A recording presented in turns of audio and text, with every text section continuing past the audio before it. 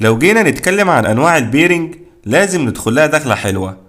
اتفقنا ان معظم البلي بيكون ليه حاجتين اساسيتين، وهما الحلقة الداخلية والحلقة الخارجية، وبيكون بينهم العنصر الدوار.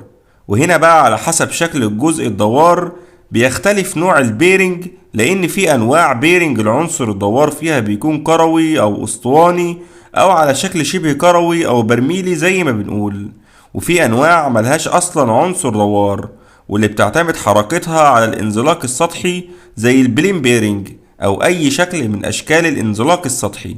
واشهر انواعهم زي الجورنال بيرنج والسوليد بيرنج والفراكشنال بيرنج، وللاسف هنعتمد نطقهم بالانجليزي لان لو ترجمناهم الترجمة مش هتكون دقيقة.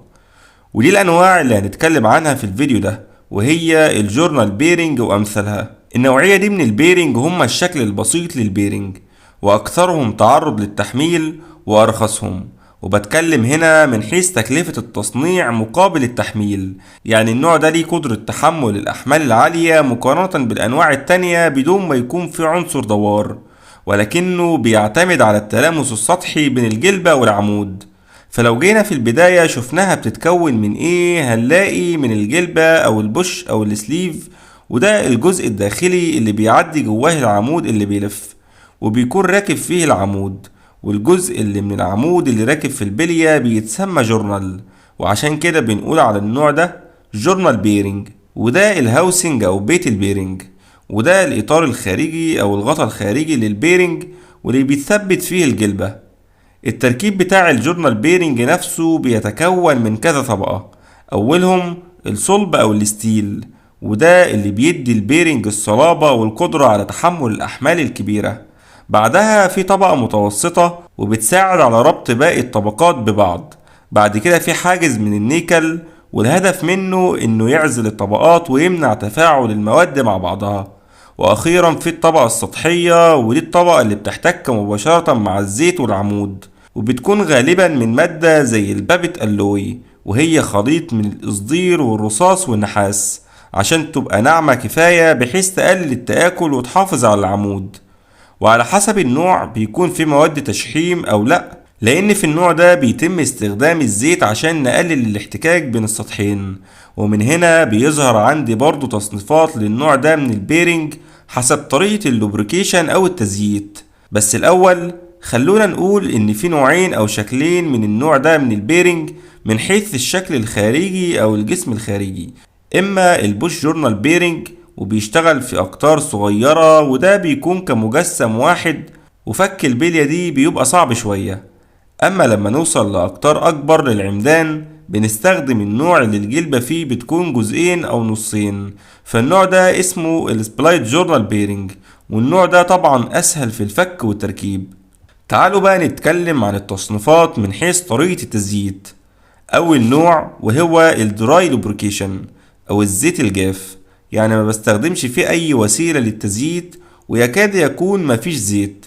والنوع ده بيكون مناسب في التطبيقات الغذائية عشان مفيش زيت ولا شحم، وده لأني بستخدم جلبة من معدن معامل الاحتكاك بتاعه قليل جدا زي مثلا البرونز، وده في التطبيقات اللي فيها أحمال خفيفة وسرعات صغيرة.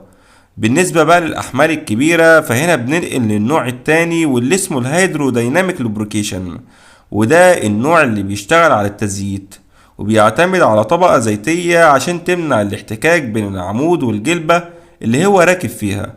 الفكرة ان العمود لما يكون واقف او لسه بيبدأ يلف بيكون ملامس مباشرة للجلبة المعدنية، يعني في احتكاك بين معدن ومعدن، وده اكتر وقت ممكن يحصل فيه تآكل او ضرر للبيرنج. لكن بمجرد ما السرعة تزيد الزيت اللي بين العمود والجلبة بيتحرك ويدخل تحت العمود، وده بيعمل طبقة زي مخدة بتخلي العمود يعوم فوق الزيت من غير ما يلمس الجلبة، وده اللي بنسميه التزييت الهيدروديناميك. بس ظهرت مشكلة عندنا بتعمل احتكاك بشكل كبير في البيرنج، وهي ان في المعدات الكبيرة اللي بتشيل احمال ضخمة زي التوربينات او المحركات البحرية ممكن يحصل احتكاك في اللحظات الاولى قبل ما السرعة تكون كفاية لرفع العمود، لان مع بداية التشغيل او حتى الايقاف العمود اكيد هيحتك بسطح الجلبة فيحصل لها تآكل مع الوقت. فالخواجة فضل يفكر لغاية ما قالك احنا هنلجأ لاستخدام مضخة زيت هتمنع حتى في وضع السكون اي تلامس ما بين العمود والجلب، والنوع ده بنسميه بالهيدروستاتيك لوبريكيشن. ومن نفس المبدأ ده طلعنا بتصنيف جديد للبيرنج، وهو الفلويد بيرنج، يعني تحميل عن طريق سائل، بحيث اننا هنستخدم مائع او سائل مضغوط، سواء باستخدام كمبريسور غاز او بمب لو هنستخدم سائل، واللي عادة بيكون زيت. وبالتالي ده هيمنع اي تلامس ما بين اسطح الحلقة الداخلية والحلقة الخارجية، فبكده اقلل الاحتكاك والتآكل والاهتزاز، لان ده معناه ان في مضخة خارجية بتضخ الزيت تحت ضغط عالي قبل ما العمود يبدأ يلف، وده بيرفعه من الاول ويمنع اي احتكاك. من الحاجات اللي لازم تتفهم في التصميم ده ان العمود مش بيكون في النص بالظبط جوه الجلبة اثناء التشغيل، لكنه بيكون مزاح شوية عن المركز بسبب ضغط الزيت اللي بيرفعه، وده بيخلق نقطة اسمها اكسنترسيتي، ودي المنطقة اللي بيكون فيها الزيت اقل سمك ليه، وبالتالي هي اكتر نقطة حساسة لازم الزيت يكون متوزع فيها بشكل صحيح. سمك طبقة الزيت دي بتختلف حسب الحمل والسرعة، وبيكون في المنطقة اللي بتشيل الحمل. السمك بيتراوح من 1 مايكرون لحد 300 مايكرون، لكن في المعدات الصناعية المتوسطة بتكون القيم العادية بين 5 ل 75 مايكرون. بالنسبة للضغط، الضغط اللي بيحصل في منطقة التلامس داخل الجورنال بيرنج بيكون أقل من اللي بيحصل في الرمان بيلي، وده لأن سطح التلامس هنا أكبر. المتوسط في التطبيقات الصناعية بيكون بين 690 ل 2070 كيلو باسكال، لكن في التطبيقات اللي بتشتغل تحت حمل عالي جدا زي محركات السيارات وبعض المعدات الثقيلة، الضغط ممكن يوصل من 20.7 ل 35 ميجا باسكال، وأقصى ضغط ممكن يتحمله البيرنج ده هو حوالي 70 ميجا باسكال.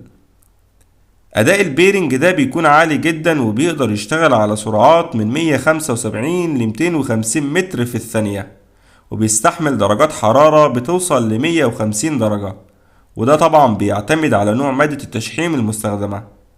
ازاي الزيت بيشتغل في الجورنال بيرنج؟ الزيت في الجورنال بيرنج مش بس بيشحم السطح، لكنه بيقوم بعدة وظائف مهمة زي تقليل الاحتكاك بين العمود والجلبة، وتشتيت الحرارة اللي بتنتج من الدوران السريع، وطرد الشوايب أو الرواسب اللي ممكن تسبب تلف للسطح. بيتم توصيل الزيت للبيرنج إما عن طريق مضخة زيت مضغوط أو بطرق أبسط زي حلقة زيت أو فتيل، والهدف من ده إن الزيت يكون موزع كويس على كل سطح البيرنج.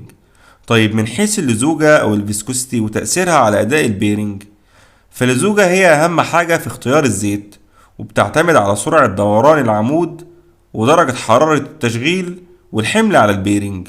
لو اللزوجة واطية جدا، الزيت هيكون خفيف ومش هيقدر يكون طبقة عازلة كفاية بين العمود والجلبة، وده هيؤدي لاحتكاك معدني وتآكل سريع.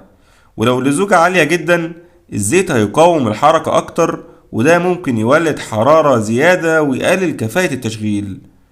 الجدول ده بيوضح إن كل ما زادت سرعة العمود كل ما احتاجنا زيت أقل للزوجة، والعكس صحيح، كل ما زادت درجة حرارة التشغيل كل ما احتاجنا زيت أكثر للزوجة. فالجدول موضح عند عدد لفات كذا ودرجة حرارة كذا هتجيب زيت لزوجته كذا.